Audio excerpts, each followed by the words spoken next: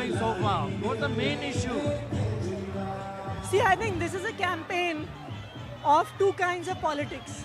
On the one hand, you have educated professional people working for the people of Delhi. On the other hand, you have this Bharatiya Janata Party, which is just busy in abusing people, in calling bad names to people. So this is a battle between two kinds of politics.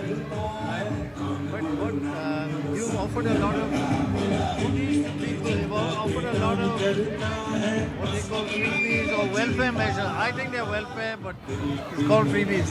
But what everybody's asking, you've been in power 10 years. Why didn't you do it earlier? Why are you announcing it only at election time? Well, because every party and every government introduces measures in a staggered manner. So, for example, when we came to power in 2015, we had reduced electricity bills by half. 5 years later, we introduced free bus travel for women. So there's different policies that are introduced at different points of time. And a lot of these policies also depend on the revenue growth of the state. So at every point of time, the amount of resources available with the government is what you base your policies on. Today we are in a position where we would be able to give 2,100 rupees per month to the women of Delhi, and that is why we are promising it. Are you just playing politics, or you actually know the revenues and expenditure figures?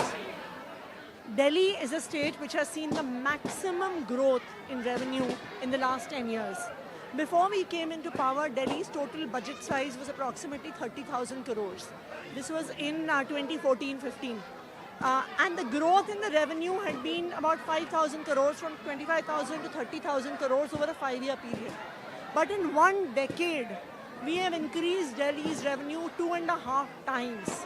This year, I presented a budget of 77,000 crores, which is a 2.5 times increase.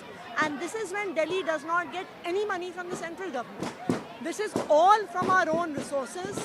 This is all because of our own honest politics.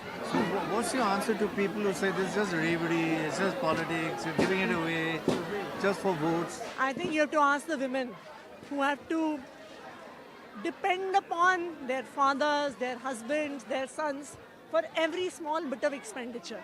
And I think finally empowerment comes from having money in your hand. One message for the LG. Please vote for Aam Aadmi Party.